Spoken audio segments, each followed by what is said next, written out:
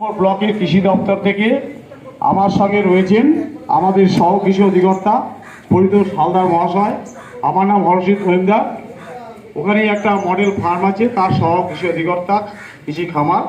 আর আমার কাছে হচ্ছে নিবিড় মজুমদার, ইনি হচ্ছে আমাদের এটিএম আত্মা বলে একটা প্রজেক্ট আছে, ওখানে সার্ভিস করে, এবং অন্যান্য আমাদের কৃষি দপ্তরের লোক রয়েছেন। আর এখানে নাদনঘাট ব্লকের বড়ডেকের কৃষকবৃন্দ রয়েছেন। তা আজকে আমরা যে জন্য এসেছি, যে আমাদের যে কৃষির যেসব নতুন নতুন প্রযুক্তি আছে সেগুলো নিয়ে একটু আলোচনা করব, এবং সামনে যে বোরো ধান চাষ করবেন সেই বোরো ধানের চারাটা কী করে ফেলবেন, এটা, এবং ধানে কি রোগ পোকা হয়, এবং আরেকটা হচ্ছে সুগন্ধি ধান যদি চাষ করতে চান তাহলে কোন পদ্ধতিটা অবলম্বন করবেন, যেটা আমাদের মডেল ফার্মে আমরা এবছর করেছিলাম ট্রায়ালগুলো। তিনটে পদ্ধতি, একটা হচ্ছে শ্রী পদ্ধতি, এক কাঠি করে লাগানো, আরেকটা হচ্ছে দু কাঠি করে সুধা পদ্ধতি, আর একটা হচ্ছে আপনার ধানটা লাগানোর পর সেই ধানটা তুলে আবার দ্বিতীয়বার লাগানো, ডবল ট্রান্সপ্লান্টে। এই নিয়ে আমরা আজকে আলোচনা করব। তা আমি প্রথমেই আসবো যে আলোচনাটায়, যে হচ্ছে আমাদের যে কৃষির যে আমাদের সুযোগ সুবিধাগুলো আছে, বিভিন্ন যে স্কিম আছে, সেটা আমাদের মাননীয় ব্লকের সহ কৃষি অধিকর্তা পরিতোষ হালদার মহাশয় আলোচনা করবেন। প্রযুক্তিগত দিকগুলো আমি একটু আলোচনা করে যাচ্ছি। প্রথম হচ্ছে, আপনি সামনের যে চাষ আছে, আমন সিজন তো চলে গেছে, তার জন্য একটা পূর্বাভাস আছে যে আমাদের 4 তারিখ বা 5 তারিখ পশ্চিমবঙ্গে একটা ঘূর্ণিঝড় হবে। কারো যদি ধান কাটা থাকে সেগুলো বেঁধে জড়ো করুন বা বাড়িতে নিয়ে আসুন। কারণ হচ্ছে ধান কাটা অবস্থায় মাঠে থাকলে কিন্তু যদি ঘূর্ণিঝড় হয় অনেক কৃষকের ক্ষয়ক্ষতি হতে পারে। তা আজকে হচ্ছে আপনাদের 2 তারিখ, 4 তারিখ বা 5 তারিখের মধ্যে এই ঘূর্ণিঝড়টা ঢোকার কথা আছে। সেই জন্য একটা সতর্কবার্তা হিসাবে আমাদের ব্লক থেকে এবং বিভিন্ন বিভিন্ন গ্রামে প্রচার করা হচ্ছে, যদি আপনাদের মাঠে ধান কাটা থাকে যত তাড়াতাড়ি আপনি যদি বাড়িতে না থাকেন অত এমনভাবে পালা দিন যাতে জল প্রবেশ করে নষ্ট না হয়। তা প্রথমে আমি যেটা নিয়ে আলোচনা করব, প্রথম হচ্ছে যে কোনো চাষ করতে গেলে প্রথম আমার দরকার বীজ। আপনি সার দিলেন, তেল দিলেন, যাই দিলেন, জমিও ভালো, কিন্তু বীজ যদি ভালো না হয় তাহলে কিন্তু ফসল ভালো হবে না। বীজের দাম খুব একটা বেশি নয়। আমরা যে এখন কৃষি প্রযুক্তি যেমন শ্রী পদ্ধতি, 1 কেজি ধানে 1 বিঘা জমি চাষ করতে পারি, তাহলে 1 কেজি বীজের এমন কিছু দাম নয়। এখন আর 6 কেজি 7 কেজি ধানের বীজ বা 10 কেজি ধানের বীজ 1 বিঘা জমি চাষ করতে লাগে না, 1 কেজি বীজই যথেষ্ট। একটি করে কাঠি লাগানো হবে।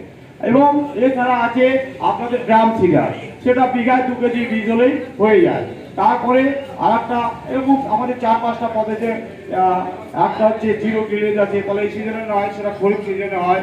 তা এই যে ধানের বীজ কিন্তু বেশি লাগে না, অল্প লাগে, কিন্তু ভালো গুণমানের বীজ হতে হবে। এবার ভালো গুণমানের বীজ আমরা কোনটা বলবো, যেটা বাইরের দিক থেকে আমরা বুঝতে পারবো যে চালটা পুষ্ট কিনা, তার মধ্যে চিটে আছে কিনা, এইগুলো দেখবো। তা আমরা ভালো বীজ পরীক্ষা করতে গেলে একটা সহজ পদ্ধতি অবলম্বন করতে হবে। প্রথমে করবেন কি, যে একটা কিছুতে ওই 2 লিটার জল নেবেন। জল নেওয়ার পর সেখানে একটা আস্ত ডিম দিয়ে দেবেন। ডিমটা দেখবেন জলের মধ্যে ডুবে গেল। যদি জলে না ডুবে ভাসে তাহলে সেই ডিমটা ভালো নয়। যে ডিমটা জলে দিলে পর ডুবে যাবে, তারপর ওখানে আমাদের ইউরিয়া সার অথবা লবণ, সরু রোয়ার যে লবণটা আছে সেটা গুলতে হবে। একটু ঘনত্বটা বাড়বে, যে ঘনত্বে ডিমটা ভাসে, যখন ডিমটা ভাসতে শুরু করবে সেটা জল থেকে তুলে নেবে। তারপরে ধানের বীজটা ওখানে ফেলবে। ফেললে যেগুলো ভালো দানা সেগুলো নিচে পড়বে, আর যেগুলো অপুষ্ট দানা, সেটা দেখবে চাল আছে অথচ তার মধ্যে রোগ আছে, সেটা উপরে ভাসবে। তাহলে 1 মুঠি ধানে যদি আপনি 100 ধান দেন, তার যদি 50টা ধান উপরে ভেসে যায়, তাহলে ফিজিক্যাল দিক থেকে আমরা তো সেটা ভালো বীজ বলবো না। যদি 100টা ধানের মধ্যে 10টা কি 12টা যদি উপরে ভাসে, তাহলে আমি সেটা ভালো বীজ বলতে পারি। কিন্তু 80%-এর নিচে যদি 80%-এর উপরে যদি ভাসে সেটা ঠিক আছে, কিন্তু যদি দেখে 60টা ধান আমার জলের নিচে আছে আর 40টা ধান উপরে উঠে গেছে, তাহলে সেইটা কিন্তু আমরা ভালো বীজ ভাববো না। এইটা হচ্ছে একটা বাইরের দিক থেকে ভালো বীজ কি খারাপ বীজ মাপার একটা যন্ত্র। আর হচ্ছে ওর একটা জেনেটিক ক্যারেক্টার আছে, অর্থাৎ মা বাবার বৈশিষ্ট্য, সেটা এই বাইরের দিক থেকে অতটা বোঝা যাবে না। যখন ধান ফুলবে বা পাকবে এছাড়া আপনি বুঝতে পারবেন না। কারণ কিছু ধান আপনি লাগালেন, দেখা গেল কিছু ধান আগে ফুলে গেল আর কিছু ধান পরে ফুললো, কারণ মিশানো ধান ছিল। কারণ আমরা যে বীজ ভালো বীজ সেটাই বলবো, যে ধানটা একসঙ্গে ফুলবে একসঙ্গে পাকবে, কিন্তু সেটা তো আগে থেকে বোঝা সম্ভব নয়। ধানের মধ্যে বোঝা সম্ভব কি? যখন আপনি ধান রোপণ করবে, ধান ফুলবে বা পাকবে, তখনই আপনি বুঝতে পারবেন এই ধানের মধ্যে মিশালো আছে কিনা। তাহলে আমাদের যেটা আমরা পারবো সেটা হচ্ছে এই যে নুন জলে বা ইউরিয়া জলে যে ধানটা যদি আমরা ডোবাই, তাহলে যদি ধানটা 100টা ধানের মধ্যে 20টার নিচে ভাসে, তাহলে ধরে নেবো ভালো বীজ। আর যদি 20টার উপরে ভেসে যায়, তাহলে মনে করবো এটা ভালো বীজ ফিজিক্যাল দিক থেকে নেই। এবার যেখান থেকে আপনি বীজ দিন, যদি 10 কেজি বীজ নেন, তাহলে অন্তত আপনি 6 লিটার জল নেবেন। জল নিয়ে ওরকম ডিমটা দেবেন, দেওয়ার পর লবণ বা ইউরিয়া গুলবেন, গোলার পর যখন ডিমটা ভেসে যাবে, কারণ আমি ডিমটা এই কারণেই নিচ্ছি, যে ঘনত্বে ডিম ভাসে সেই ঘনত্বে যদি ধানের বীজটা দেই, তাহলে যে অপুষ্ট দানা, রোগগ্রস্ত দানা সেগুলো উপরে ভেসে যাবে।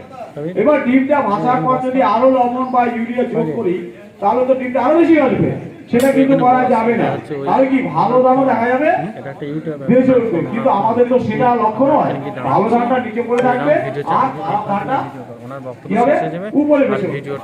এইটা হচ্ছে নিয়ম। এবার লবণ যদি বলে, তাহলে যে ধানটা নিচে পড়ে থাকবে সেই ধানটা আপনি কি করবেন, সঙ্গে সঙ্গে কলের জলে পরিষ্কার করতে হবে। কারণ লবণ যদি বেশিক্ষণ গায়ে থাকে, তাহলে কিন্তু ধানের অঙ্কুরোদ্গমে ক্ষয়ক্ষতি হতে পারে।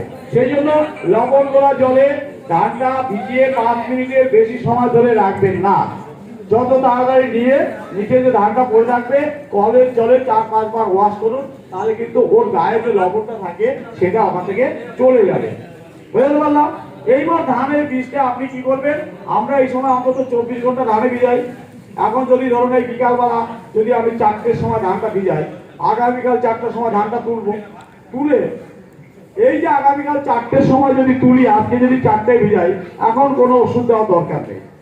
কিন্তু এখন যদি 4টের সময় ভিজাই আগামীকাল, তাহলে কি করবেন, 8টার সময়, সকাল 8টার সময় ওই 6 লিটার জলে আপনি কি করবেন, 1.5 গ্রাম করে, 1 গ্রাম বা 2 গ্রাম করে, 1 গ্রাম করে 6 গ্রাম ব্যাবিস্টিন অর্থাৎ কার্বনিক WP গুলে দেবেন। অর্থাৎ লাস্ট শেষ 8 ঘন্টা ওই ওষুধ গোলা জলে ধানটা ভিজবে।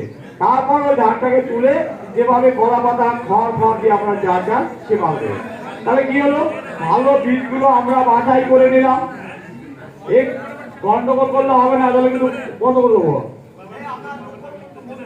হ্যাঁ, তাহলে যে ধানটা আমরা একটা যে ভালো ধানটা আমাকে বাছাই করতে হবে লবণ গোলা জলে, ভালো করে জল দিয়ে ধুতে হবে।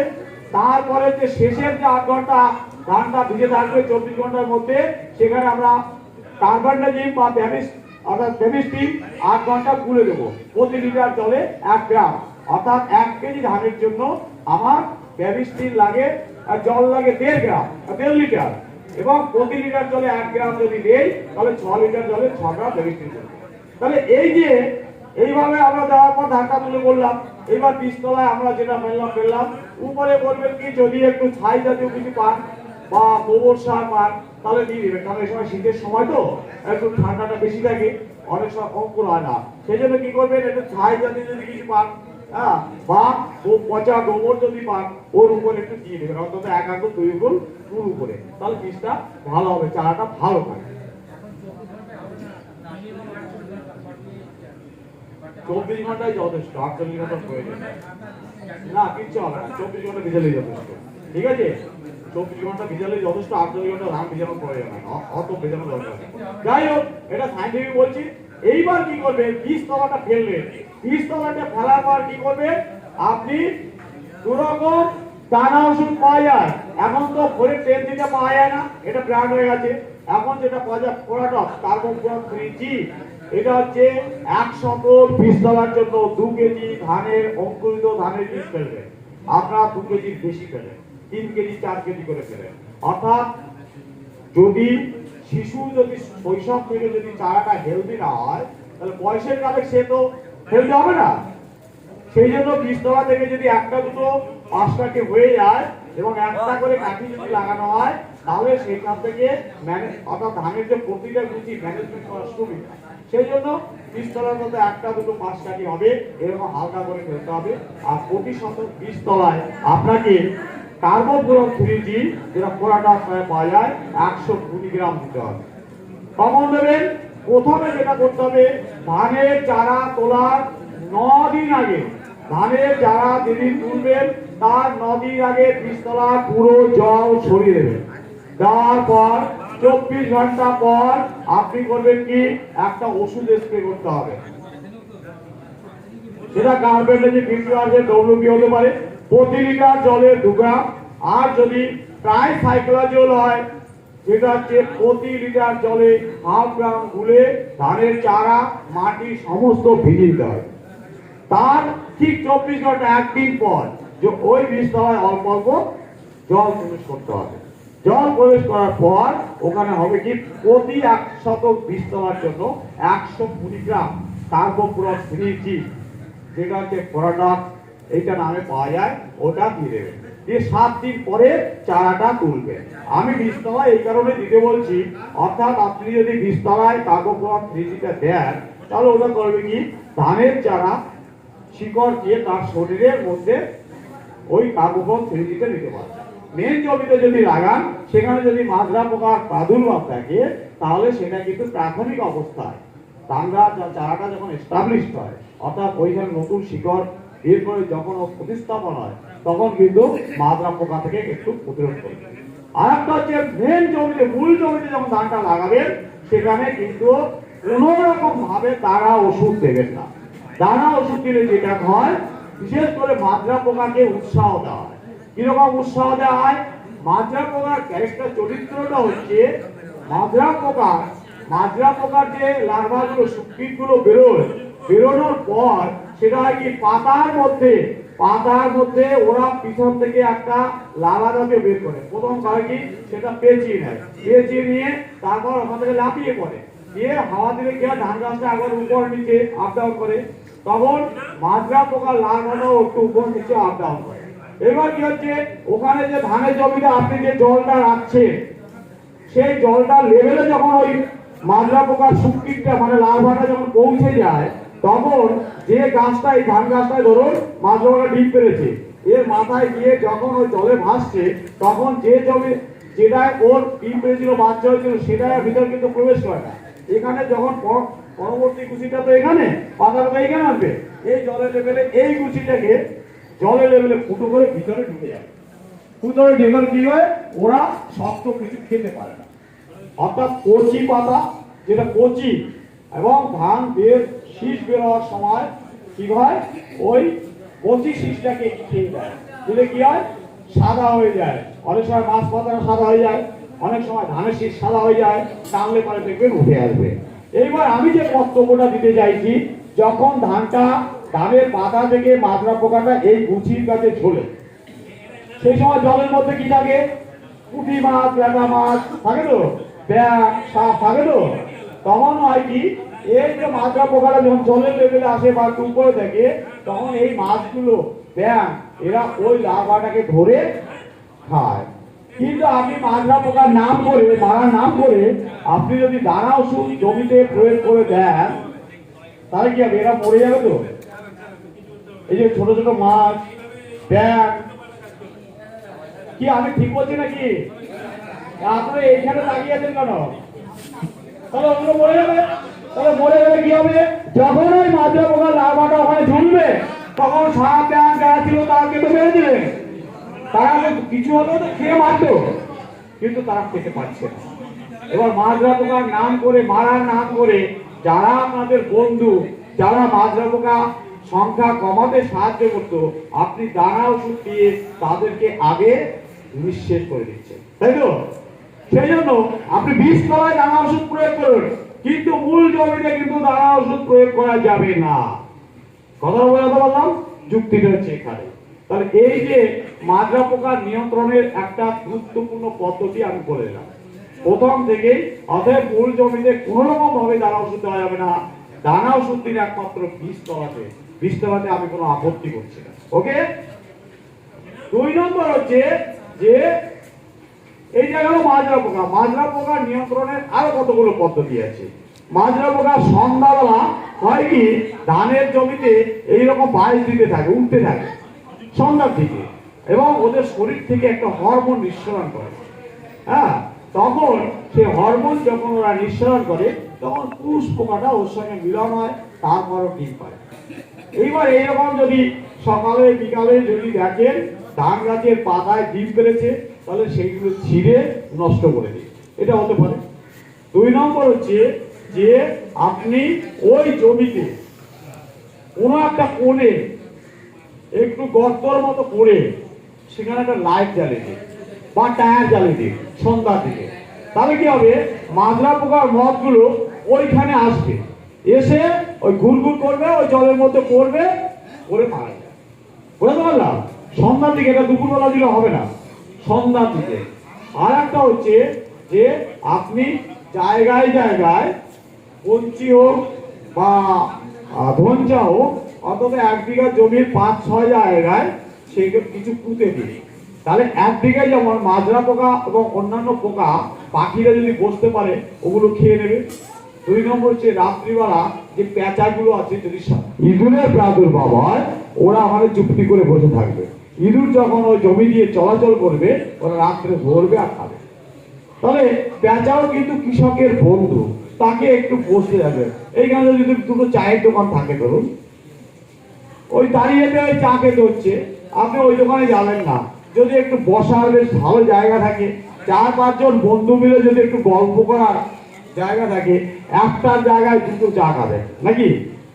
এবং বিশেষ করে চায়ের দোকান সেটা ভেবে একটা খবরের কাগজ রাখে, একটু বসার জায়গা করে, 4-5 জন হলে 1 কাপের জায়গায় একটু সময় দেরি হয়, এই আর 1 কাপ চা দে, তাহলে কি ওই চা একটু চাটা বেশি বিক্রি হলো তো। ঠিক সেরকম ভাবে আপনাকে রাত্রে পেঁচা বসার জন্য অন্তত 1 বিঘা জমি 5-6 জায়গায় কঞ্চি সহ বাঁশের ডগলা বসিয়ে দিন। একদিকে আপনার ইঁদুর নিয়ন্ত্রণ হবে, 2 নম্বর হচ্ছে শালিক বা যারা এই পোকা খেকো পাখি আছে তারা বসতে পারবে, তারা খেতে পারবে। এইগুলো করার পরও দেখলেন যে মাজরা পোকা আমি নিয়ন্ত্রণ করতে পারছি না, তখন আপনি রাসায়নিক আপনাকে যেতেই হবে। কিন্তু এইগুলো করলে সাধারণত মাজরা পোকা থেকে জমিকে সুরক্ষা করতে পারেন, পরিবেশের দূষণটাও কমাতে পারেন। এইসব করার পরও যদি আপনি দেখেন যে মাজরা পোকার প্রাদুর্ভাব আছে, তখনই আপনি ফসলটাকে সুরক্ষা করার জন্য আপনাকে রাসায়নিক কীটনাশক প্রয়োগ করতে হবে। তাহলে রাসায়নিক কীটনাশকের মধ্যে এখন সবচাইতে ভালো কাজ করছে ফ্লুবেন্ডামাইড বলে একটা টেকনোলজি আছে, যেটা যে ফেম বা ট্যাকোমি নামে বাজারে পাওয়া যায়।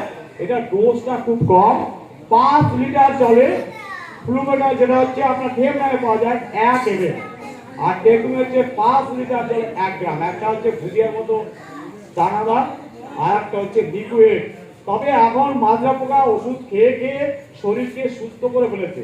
একটু ডোজটা আমাদের সরকারি হিসাব হচ্ছে 5 লিটার জলে 1 গ্রাম বা 1 ml, এখন সেটা ডোজটাকে আর একটু বাড়াতে হয়। কথা বলতে পারলাম, 5 লিটার জলে না দিয়ে 3 লিটার জলে 1 গ্রাম বা 1 ml প্রয়োগ করবে, তাহলে কাজটা ভালো হবে। কারণ এরা খেয়ে খেয়ে এদের পাকস্থলীর হজম শক্তি বাড়িয়ে দেবে। আর এই ওষুধগুলো, রাসায়নিক ওষুধগুলো কখন দেবে?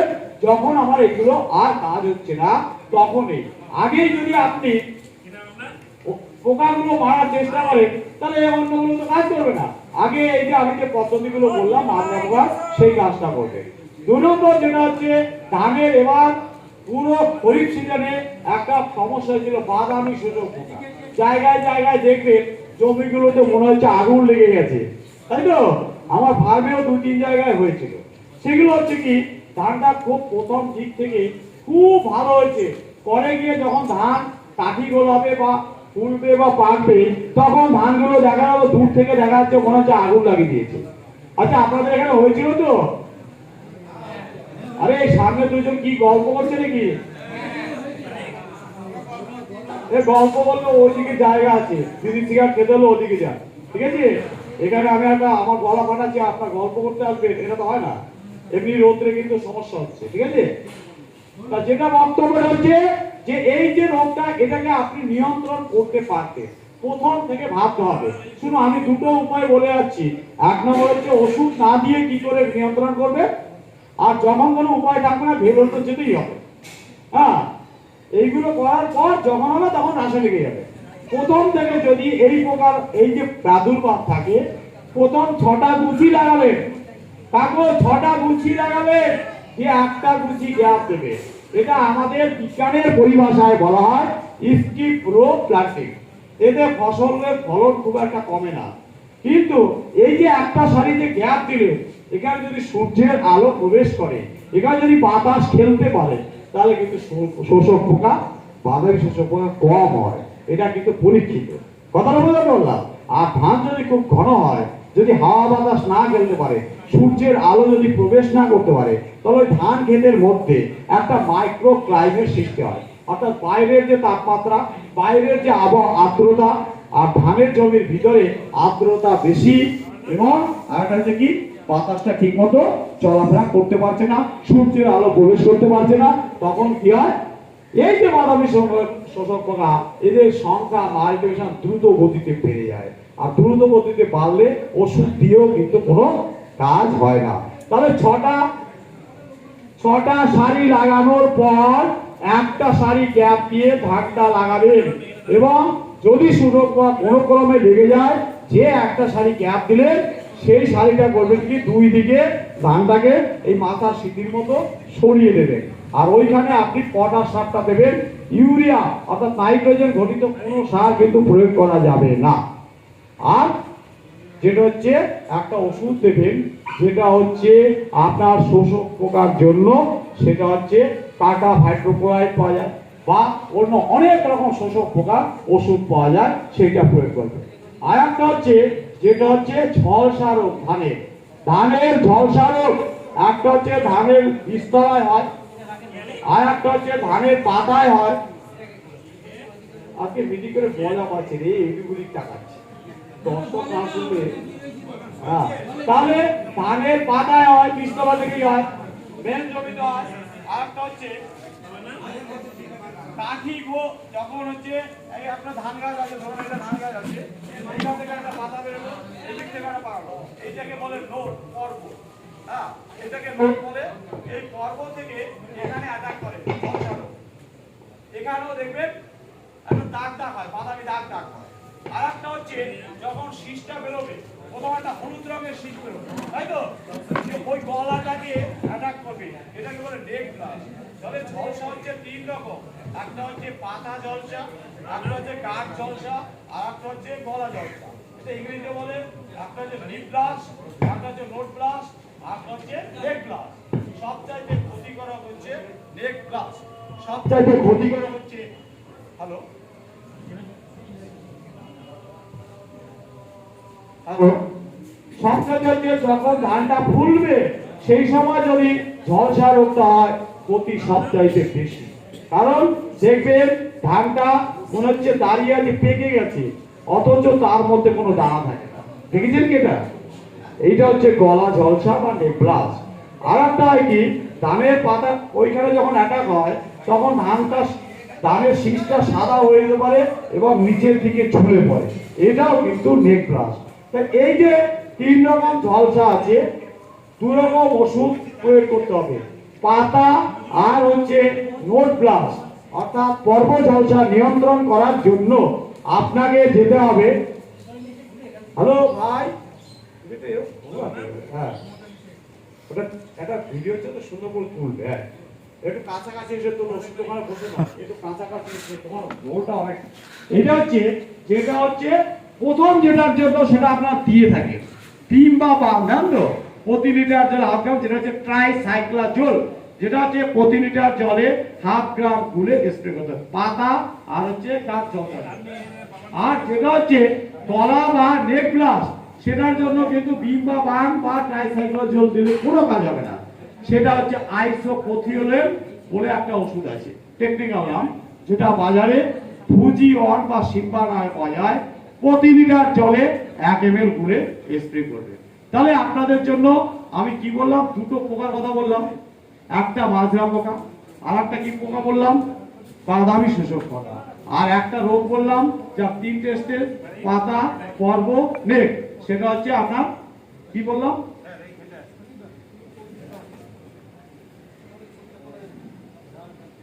তাহলে এই 3টে ঝলসা কথা বললাম। আর একটা হচ্ছে পাতা মোড়া পোকা। পাতার মধ্যে ওই শুকিটা বলে থাকে যে 2 দিক থেকে ওই আঠা জড়িয়ে সেটা একটা ঘরের মতো এরকম কি বলবো ছইয়ের মতো তৈরি করে, সেখানে বসে পাতা চেটে চেটে খায়, ওইখানে পাতাটাকে শেষ করে এবং মুড়ে দেয়, সালোক সংশ্লেষ প্রক্রিয়াটাকে বন্ধ করে দেয়। এরকম পাতা মোড়া পোকা যদি থাকে তার জন্য আপনাকে ল্যামডা থাই হ্যালোথ্রিন বলে একটা ওষুধ পাওয়া যায়, সেটা প্রতি লিটার জলে কুটকুট করে, ওটা গায়ে লাগলে একটু কুটকুট করে, ল্যামডা থাই হ্যালোথ্রিন, বুঝতে পারছেন? এমনি গায়ে একটু হাত পায়ে লাগলে কুটকুট কুটকুট করে একটা ভাব আছে। তা এইটা হচ্ছে এই ব্যাপারটা আছে, এইটা স্প্রে করতে পারেন কেনা পাতা মোড়া পোকা, ঠিক আছে? আর একটা পোকা আছে, কি পোকা, সেটা হচ্ছে দেখবেন পেঁয়াজের কলির মতো গাছ হয়ে যায়, ধান গাছ মনে হচ্ছে পেঁয়াজের কলি এরকম গোল টাইপের হয়ে যায়, ঠিক আছে? এটা কলমিস। এটার জন্য যে জমিতে হবে সেই জমিটায় কিন্তু আপনাকে দানা প্রয়োগ করতে হবে। দানা ওষুধ যেটা আমি প্রয়োগ করতে বারণ করেছিলাম, যদি এই পোকা যেটা দেখা যায় পোকাটা, তখন কিন্তু আপনাকে কার্বোন 3G প্রতি একর জমিতে 6 কেজি জায়গায় 6 কেজি করে প্রয়োগ করতে হবে। বুঝতে পারলাম? একমাত্র এই যদি পেঁয়াজ কলির মতো গাছ হয়ে যায়। ওকে? আর যেটা হচ্ছে এবার আর একটু বক্তব্য আমি দেব, সেটা হচ্ছে এই রোগ পোকা মোটামুটি বললাম, আরো অনেক রোগ পোকা আছে, সবগুলো বলতে পারছি না, যেটা নিয়ে আমি আলোচনা করবো। সুগন্ধি ধান, সুগন্ধি ধানটা কি হয়, একটু হাইটে বেশি হয়।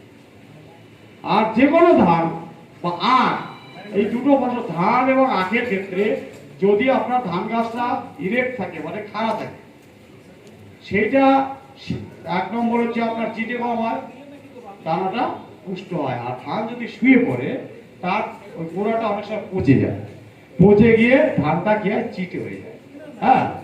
আর আখ গাছে দেখবেন, আখ গাছ যদি শুয়ে পড়ে তার মিষ্টতা কম হয়, রস কম হয়।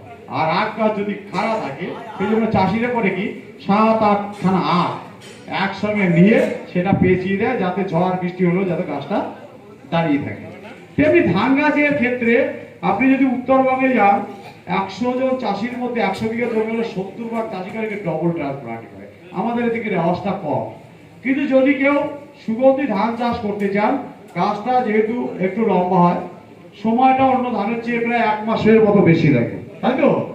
তাহলে সেক্ষেত্রে আমি এবার পরীক্ষা করেছিলাম 3টে পদ্ধতি। শ্রী মানে 1 কাঠি করে লাগানো, আর সুধা মানে 2 কোটি করে লাগানো, আর ডবল ট্রান্সপ্লান্টিং মানে একবার বীজতলা থেকে তুলে গাছটাকে লাগালেন, একটু গুছিটা বেশি দিল, 7-8টা করে গুছি দিলেন, দেওয়ার পর সেইটাকে 1 মাস পর ওই পুরো গুছিটা তুললেন, তুলে ওইটাকে আবার 2টো গুছি করলেন, করে আবার ওই মাঝখানে যে গুছিটা বাদ দিয়েছেন, যখন দড়ি ধরে লাগান, ধরুন একটা গুছি ওই 2টো জমিতে শ্রী এবং সুধাতে করছেন কি, আপনি 10 ইঞ্চি পরে পরে গুছিগুলো লাগাচ্ছেন 1 কাঠি দিয়ে, বুঝতে পারছেন? 1 কাঠি দিয়ে একটা জমিতে 1 কাঠি করে লাগানো হয়েছে, আর একটা জমিতে 2 কাঠি রয়েছে। আর এইখানে যেটা ডবল ট্রান্সপ্লান্টিং করা হয়েছে, সেখানে মাঝখানে একটা করে সারি বাঁধ দেওয়া হয়েছে, বুঝতে পারছেন? তাহলে এইটা, এই যে ডবল ট্রান্সপ্লান্টিং করলাম, এটা গাছ লাইন থেকে লাইনের দূরত্ব কত হলো, 10-10-20 ইঞ্চি, তার গোটা 10 ইঞ্চি করে একটা সারি মাঝখানে গ্যাপ দিয়েছি। এই যে 8টা-10টা যে আমি 7-8টা যে কাঠি দিয়ে আমি লাগালাম এবং একটা সারি বাদ দিলাম, তাহলে এই যে একটা যে সারি, ওই সারিটা লাগাতে হবে তো, তাহলে যে 10 ইঞ্চি 20 ইঞ্চি দূরে দূরে যে সারিটা লাগালাম, ওই ধান গাছটাকে পুরো গোছটাকে তুলতে হবে, তুলে ওটাকে 2টো করতে হবে, করে মাঝখানে যে কুচিটা বাদ দিয়েছিলাম ওখানে একটা কুচি লাগালাম আর মাঝখানে একটা লাগিয়ে দিলাম, তাহলে ওই ধানের সমতুল্য হলো। তাহলে কি হলো, দেখা গেছে যে যেটা আমি ডবল ট্রান্সপ্লান্টিং করলাম সেই ধানটা একটু হাইটে কম আছে, আর যখন গাছটা তুলে লাগালাম তখন একটু পাতাটা ছেড়ে দিলাম। তাহলে এই যে ডবল ট্রান্সপ্লান্টিং করলাম, এটা কিন্তু আলাদা করে পাতা ছাটার দরকার হয়, বুঝেছেন? কারণ যখন তুলে লাগালাম, আর ওই যে মেন শিকড়টা ছিল সেটাকে নষ্ট করে দিলাম। মানে শিকড়টা তুলে ফেললাম মানে কি, ওই শিকড়টা নষ্ট হয়ে গেল, দিয়ে আবার ওই 1 মাস পরে যখন তখন আবার নতুন শিকড় গজাবে। এই যে নতুন শিকড়টা যখন ধানটা ফুলছে বা পাকছে, তখন কি হয়েছে, ওই 100% শিকড়েই বেঁচে থাকছে। আর ওই সময় যদি একটু হাওয়া দেয়, ধানটা কি হচ্ছে, খারাপ থাকছে, শুয়ে পড়ছে না। সেই জন্য ধানটার চিটিটা কম হচ্ছে, হাইটটা কম হচ্ছে, বুঝতে পারছেন? এবং দেখা গেছে যে শ্রী পদ্ধতিতে আমি 1 হেক্টরে ফলন পেয়েছি 2.5 টন, সুদায় পেয়েছি 3.1 টন, কিন্তু ডবল ট্রান্সপ্লান্টে ফলন পেলাম 3.5 টনের বেশি, 3.55 টন পার হেক্টর, বুঝতে পারছেন? এমনি আমাদের যেগুলো এমটিউ ধান চাষ করি, স্বর্ণমাসুরি, সেখানে আমাদের ম্যাক্সিমাম ফলন হচ্ছে 6 টন, আমি দেখেছি 5.5 থেকে 6 টন। আর সুগন্ধি ধানে যদি 3.5 টন আসে, 3 কেজি স্বর্ণমাসুরি ধান সমান 1 কেজি গোবিন্দভোগ, তাই তো? আপনার যদি আপনার স্বর্ণমাসুরি চাল কত এখন, 25 টাকা কেজি নাকি, না বেশি? হ্যাঁ, 27 ধরলাম, তাহলে 3 কেজি চালের দাম কত? 80 টাকা হবে, কিন্তু 1 কেজি গোবিন্দভোগের চালের দাম 80 টাকা, ঠিক আছে? তাহলে আপনার যেটা হচ্ছে, তাহলে আমি ফলন কম হোক, কিন্তু অর্থনৈতিক দিক থেকে আমার সুগন্ধি ধান চাষে পুষিয়ে যাচ্ছে তো, ফলন কম হোক, ওর থেকে ফলন কম। 3 কেজি স্বর্ণমাসুরি দিবটা 1 কেজি গোবিন্দভোগ, তাহলে আমাদের 3.5 টন যদি হেক্টরে ফলন হয়, আর ওটা হচ্ছে আমার কত, 5.5 টন, 2 টন কম হচ্ছে, কিন্তু 3 দিয়ে যদি গুণ করি, এটা তো 10.5 টন স্বর্ণমাসুরি হয়ে গেল, তাই না? আর ওটা হলো 5.5 টন, তাহলে আমার লাভটা তো ডবল হচ্ছে না? হ্যাঁ হ্যাঁ, এইখানে যেটা লাগে এক্সট্রা কয়েকটা ওই ডবল ট্রান্সপ্লান্টিং এর জন্য লেবার লাগে। কিন্তু আরেকটা দিক আছে, সেটা হচ্ছে ফলন যখন বাড়ছে, রোগ পোকাটা কম হয়, রোগ পোকাটা কম হয়, কিন্তু শ্রী বা সুদা পদ্ধতি বা নর্মাল পদ্ধতিতে রোগ পোকাটা বেশি হয়, বুঝতে পারলাম? তা এটা কিন্তু আমি এবছর আমার মডেল ফার্মে করেছিলাম, সেই রেজাল্টটা আপনাদের বললাম। যদি গোবিন্দভোগ বা এই জাতীয় যেগুলো লম্বা সেন্টেড চাষ করে, সেটা যদি শুয়ে পড়ে, তাহলে অটোমেটিক ফলনটা কমে যায় বা ধান পচে যায়। সেখানে যদি একবার ধানটা লাগিয়ে আবার সেটাকে হ্যাঁ, আর একটা এখানে ইম্পর্টেন্ট হচ্ছে যে ধানটা লাগানোর 1 মাস পরে যেটা লাগাচ্ছেন, সেটা আপনি নির্দিষ্ট একটা কুচিতে কটা শীষ হবে আপনি বলে দেবেন, কারণ আপনি তো আর 5 কাঠি আশা করেন না। তাহলে তখন আপনাকে যে একটা কুচি দেবেন, 8টা থেকে 10টা কাঠি একটি পেরিকেল হয়, সেটা হিসাব করে আপনি লাগাতে বলবেন। কারণ 2 মাস যদি চারার বয়স হয়ে যায়, তারপর তার থেকে ছেলে পেলে হয়ে সেটা শীষ বেরোবে, সেটা আপনারা নিশ্চয়ই আশা করেন না। অতএব কোনো জায়গায় যদি কুচিতে কম হয়ে যায়, সেখানে আপনি সবসময় 8টা 10টা আপনি, কারণ আমরা দেখেছি পরীক্ষামূলক করে একটা কুচিতে 8 থেকে 10টা ভালো ধরনের শীষ পাওয়া, হ্যাঁ, সেজন্য আমি নিয়ন্ত্রণ ডবল যখন ট্রান্সপ্লান্টিং করছি, 8টা 10টা কাঠি দিয়ে কিন্তু আমি তখন রোবো। আর প্রথম থেকে লাগালে কোনোটায় হয়তো 5 কাঠি বেশি হয়, কোনোটা কম হয়, এটা কিন্তু নিয়ন্ত্রণ করা যায় না। সেই জন্য কোনোটায় ভালো শীষ হয়, কোনোটায় খারাপ শীষ হয়। তো এই ছিল আমার আজকের বক্তব্য। তাহলে আপনাদের যেটা বললাম, 1 নম্বর হচ্ছে বোরো চাষ করবেন, বীজতলা কি করে, বীজ কি করে শোধন করবেন, না ভালো বীজ কি করে আপনি বাজার থেকে বুঝবেন, তারপরে বীজটাকে ভালো বীজটাকে কি করে বের করে নেবেন, তারপরে বীজটা কি করে শোধন করবেন, তারপরে বীজতলাটা কিভাবে শোধন করবেন সেটাও বললাম। আর রোগের মধ্যে কি কি বললাম, ঝলসা রোগ বললাম, ঝলসার 3টে স্টেজ, পাতা, পর্ব আর হচ্ছে গলা ঝলসা, ঠিক আছে? আর একটা কি বললাম, পোকার মধ্যে বললাম বাদামি ছোটের পোকা, তারপর হচ্ছে ধানের মাজরা পোকা বললাম, আর একটা হচ্ছে পাতা মোড়া পোকা বললাম কিভাবে নিয়ন্ত্রণ করবেন। আর সবার যে সুগন্ধি ধান চাষ করতে গেলে এই জন্যই প্রফিটেবল, সবাই যদি একই ধানের চাষ করেন, তাহলে কিন্তু মার্কেটের প্রাইসটাও পাওয়া যায় না। যদি সুগন্ধি ধানটা চাষ করেন, অর্থাৎ আপনি স্বর্ণমাসুরি যা ফলন তার 3 ভাগের 1 ভাগ ফলন পেলেও বা অর্ধেক ফলন পেলেও, কিন্তু অর্থনৈতিক দিক থেকে আপনি অনেকটাই লাভবান। যাই হোক, আমার বক্তব্য এটুকুই ছিল। সংক্ষিপ্ত জানি না। আর একটা হচ্ছে আমার একটা হোয়াটসঅ্যাপ গ্রুপ আছে ফসল সুরক্ষা, যদি আপনাদের কারো সমস্যা হয় কোনো ফসলে, আমি সেখানে 4টে ছবি পাঠাবো, কারণ সবসময় মাঠে যাওয়া সম্ভব হয় না। সেটা হচ্ছে একটা হচ্ছে ওই ক্ষেত্রে যে ক্ষেত্রে লেগেছে পুরো একটা ছবি তুলবে। 2 নম্বর হচ্ছে যে কাজটা ধান গাছ যদি লাগে সেই কুচিটা পুরো তুলে সেটা জলে পরিষ্কার করবে, পরিষ্কার করে একটা ধান গাছের শিকড় থেকে পাতা পর্যন্ত একটা ছবি তুলবে। তারপর যে জায়গাটা লেগেছে সেই সেই জায়গাটা ছবি তুলবে। কারণ আমরা হচ্ছে একজন ডাক্তার, তাহলে এইগুলো যদি পাঠান তাহলে আমি বুঝতে পারবো কি রোগ হয়েছে কি পোকা হয়েছে, তাহলে একটা ওষুধ দিলে যথেষ্ট। হ্যাঁ, সেই জন্য আপনি এক দাদা ছবি তুলে পাঠিয়ে দিলেন, শুধু বেকার অকেজো। কারণ একজন বিজ্ঞানীর কাছে পাঠাচ্ছে বা একজন কৃষি আধিকারিক পাঠাচ্ছে, এক ছবি একটার বেশি দরকার নেই। কারণ তাকে আমি ছবিটা বানাচ্ছি সে যাতে রোগটা বা পোকাটা চিনতে পারে, তারপর যেন ওষুধটা লিখতে পারে, তাই না? সেই জন্য অনেকে এই ছবি এক ধাপ থেকে তুলে একটা মজার জিনিস পেয়েছে, কালাখানের ছবি তুলে পারে। ছবি হবে মাঠের পুরো একটা ছবি, যে ধান কুচিটা অ্যাটাক করেছে সেইটা তুলুন, শিকড়টা দেখার ব্যাপার আছে, পরিষ্কার করে তার একটা ছবি তুলুন, যে জায়গাটা অ্যাটাক করেছে সেটা তুলুন। বরঞ্চ আপনি কি কি ওষুধ দিয়েছেন সেটা যদি একটু লিখে দিতে পারেন, হ্যাঁ, যেমন ডাক্তাররা যেমন আপনাকে এনকোয়ারি করে যে কি কি হয়েছে, কি ওষুধ খেয়েছো, তাহলে কি হয় আগের পরে জানতে পারলে রোগটা যদি আমরা চিনতে পারি, আপনি আমার কাছে পাঠাবেন কেন, বা আমি ওই সম্বন্ধে পড়াশোনা করেছি, আমি রোগটা চিনতে পারবো, পোকাটা চিনতে পারবো। তাহলে রোগ বা পোকা যদি আমি চিনতে পারি তাহলে একটা ওষুধই যথেষ্ট। ফিল্ডে সবসময় যাওয়া সম্ভব হয় না। আর এখন এডি অফিসের যে কাজ, এগ্রিকালচারের কেপিএস নাই, কত কিছু নেই, ঠিক আছে, প্রচুর কাজ। সেই জন্য একটা ফসল সুরক্ষা বলে আমার একটা গ্রুপ আছে, যদি কারো প্রয়োজন হয় আপনারা ছবি পাঠাবেন এবং একটু ফোন করে দেবেন, সঙ্গে সঙ্গে আপনার সমাধান পেয়ে যাবেন। আপনার ফোন নম্বরটা লিখলেও লিখতে পারেন 9434244292, 9434244292, 9493424492। এই নাম্বারে আমার হোয়াটসঅ্যাপে একটা গ্রুপ আছে ফসল সুরক্ষা, সেখানে 256 জন সদস্য আছে গোটা পশ্চিমবঙ্গে। বিধানচন্দ্র বিশ্ববিদ্যালয়ের প্রফেসররা আছে, বিশ্বভারতীর আছে, লর্ড বেঙ্গল আছে, এডিও সাহেবরা আছে। হ্যাঁ, কেউ না কেউ আপনার সমস্যার সমাধান করে দেবে, কিন্তু ছবিটা যেন ঠিকঠাক হয়, গাদা ছবি নয়। হ্যাঁ, এমন আপনার একটা কুমড়ো গাছের রোগ রয়েছে, সেটা তো আমি বলতে পারি না যে কুমড়ো গাছটা তুলে তারপরে আপনি আগে পাঠান, এটা সম্ভব নয়। অন্তত পাতাটার উপর পৃষ্ঠা, নিচের পৃষ্ঠা, হ্যাঁ, এইটা তুলে ছবিটা যেন মানে রোগটা যাতে শনাক্ত করতে পারে, এই চিন্তা ভাবনা করে আপনাদের পাঠাতে হবে, ঠিক আছে? যাই হোক, আমার বক্তব্য আপনাদের যদি কারো প্রশ্ন থাকে একটু বলবেন, আমি 5 মিনিট সময় দিচ্ছি।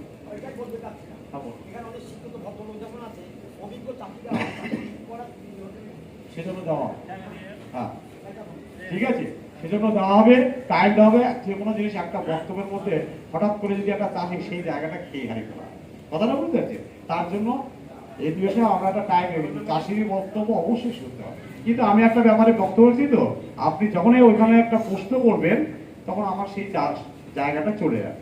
এই যে আমার যখন আলোচনা হয়ে গেছে, এই যে এখন আপনি বলতে পারেন, ওই জন্য আপনাদের খাতা পেয়ে দেওয়া আছে নিশ্চয়ই, সেখানে প্রশ্নটা লিখে রাখবে। কিন্তু ভিতরে যদি আলোচনার ভিতরে যদি হঠাৎ প্রশ্ন করেন তাহলে সেই আলোচনার আর আলোচনা থাকে না, কথাটা বুঝতে পারছি? এই যে আমার বক্তব্যটা আমি যদি বলতে চাইছিলাম আমি প্রায় শেষ করে ফেলেছি।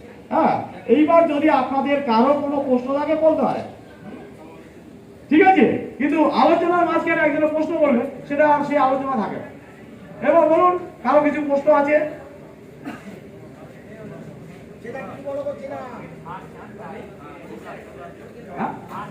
হ্যাঁ,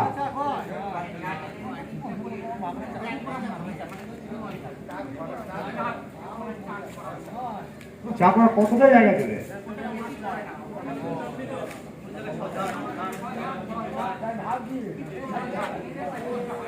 আমার মনে হয় ওইখানে যে প্রবলেমটা হয় অনেক সময় কি, যখন ধান ফোলে না তখন যদি হাওয়া দেয়, আমার কথা বলো, পরাগ মিলনের একটা ব্যাপার আছে।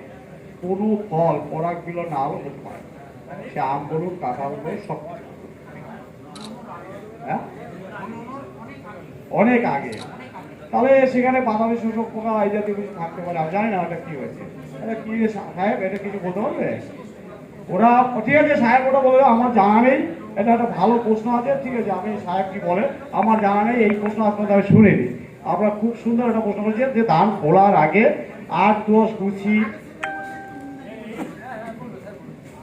টুকরো ভাইরাস হতে পারে, জায়গাটা বসে যাচ্ছে, লাল লাল হয়ে যাচ্ছে কি, হ্যাঁ বসে যাওয়া মানে টুকরো ভাইরাস, ওটা হচ্ছে টুকরো ভাইরাস। ওটা হলে কিচ্ছু করার নেই, কোনো ওষুধও কাজ করবে না, কোনো ওষুধে কাজ হবে না, ওটা বসে যায়, ওটা হচ্ছে টুকরো ভাইরাস। সেটা শুধু ওদের নয়, সব ধানেই হয়, ঠিক আছে। হ্যাঁ হ্যাঁ, হবে না তো, ভাইরাস হচ্ছে এই যে আজকে আমাদের করোনা, এটা তো একটা ভাইরাস, তাই না? এই ভাইরাসটাকে বলছে ওকে ছুবে না, ওকে ইয়ে করে না, মাস্ক পরবে কেন? ভাইরাসের ওষুধ এখনো সেরকম আবিষ্কার হয়নি। ভাইরাস হচ্ছে জীব আর জনের মধ্যবর্তী জীব, বিজ্ঞানীরা একে টেস্ট করতে পারে না। আমরা বলি কি, যদি ফসলে কোনো ভাইরাস তাতে না লাগে, যারা ওকে বহন করে নিয়ে আসছে সেই শোষক পোকাকে দেবে, বুঝেছে? অতএব ভাইরাসের ওষুধ বাজারে নেই বললেই চলে, 2-1টা হয়তো আছে। আর ওই যে 8-10 কুচি, এটা হচ্ছে ভাইরাসই হবে, কোনো রোগ পোকা হলে ওরকম হবে না। হ্যাঁ হ্যাঁ, স্যারকে দিয়ে দেবো। যাই হোক, এটা হচ্ছে, আর আমার 4টে বই লেখা আছে, ঠিক আছে। একটা হচ্ছে আধুনিক কৃষি কথা, আর একটা হচ্ছে আধুনিক ধান চাষ, আর একটা হচ্ছে একটা কবিতার বই, সবার একান্ত আপন। হ্যাঁ আচ্ছা, যাই হোক, এই যদি হয় আপনার যোগাযোগ করবেন, কলেজটির এসব জায়গা পাবেন। তা সবচেয়ে গুরুত্বপূর্ণ, যদি রোগ পোকার কোনো সমস্যা হয়, যে গ্রুপটার কথা বললাম সেখানে আপনারা ছবি তুলে পাঠাবেন, একটু ফোন করে দেবেন, সঙ্গে সঙ্গে অন্তত কি ওষুধটা কিনতে হবে আমি লিখে পাঠিয়ে দেবো, বা অন্য যারা আছে লিখে পাঠাবে, এটা আপনাদের সুবিধা হবে। যাই হোক, আপনারা এই যে ধৈর্য ধরে শুনেছেন, আপনাদের সকলকে অসংখ্য ধন্যবাদ কৃষি দপ্তর থেকে জানিয়ে আমার বক্তব্য এখানে শেষ করছি। ধন্যবাদ।